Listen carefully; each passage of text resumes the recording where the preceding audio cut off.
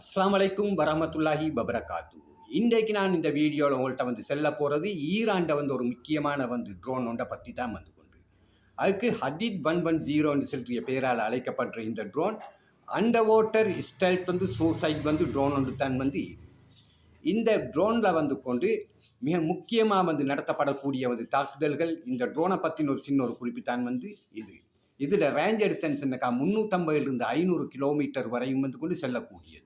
350 30 kilogram ஓர் ஹெட்டை கொண்ட இந்த drone 30,000 அடி ஒசக்க கொண்டு பறக்கக்கூடிய ஒரு ட்ரோன் உண்டு. இது ஸ்பீடும் கொண்டு கிட்டத்தட்ட ஒரு பேலஸ்டிக் மிசைல்கள்கிட்ட ஸ்பீடுக்குமாய் போகிற ஒரு ட்ரோன் ஒன்று தான் இது. இது அது மட்டும் இல்லாமல் சப்மேரியன்லேருந்து இந்த ட்ரோனை லான்ச் பண்ணியதுக்கு ஏறும். அதே மாதிரி கிரவுண்ட்லேருந்து லான்ச் பண்ணுறதுக்கு ஏறும்.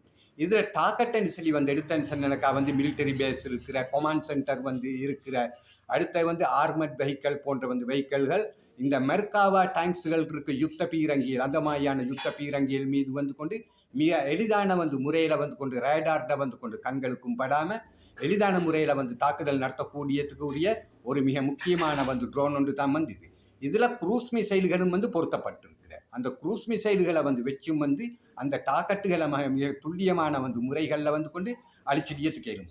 அது மட்டும் இல்லாமல் இது ட்ரிபிள் ஜெட் என்ஜின் கொண்டு பொருத்தப்பட்டிருக்கிற இந்த இது யுஏவி கொண்டு டெக்னாலஜியில் ஒரு ட்ரோனாகவும் கொண்டு கருதப்படுற இந்த சூசைட் ட்ரோன் மாதிரி பல ட்ரோன்கள் கொண்டு ஈரான்ட கைவசம் இன்னும் எவ்வளோ இருக்கு. இன்னும் வெளியில் போடாத பல மிசைல்களோ பல கொண்டு ட்ரோன் வகைகளும் உலகத்துக்கு காட்டாத பல ஆயுதங்கள் ஈரான்ட கையிருப்பில் இருக்கிற இந்த நிலையில் நேற்று முன்தினம் கொண்டு சைனாவில் நடந்த அந்த பெரட்ல கொண்டு சில கொண்டு யுத்தத்துக்கு தேவைப்பட்ட ட்ரோன் வகைகள் ரொபோக்களை காட்டின அந்த சைனாவும் இந்த ஈரானுக்கிட்ட இப்போ ஒரு வருடத்துக்கு முன்னால் கொண்டு 15,000 ட்ரோன்களை சைனாக்கு கொண்டு உடனடியாக தேவைப்படுன்னு சொல்லி தர சொல்லியும் சைனா ஈரானுக்கிட்ட வேண்டுகோள் கொடுத்துருந்தேன்.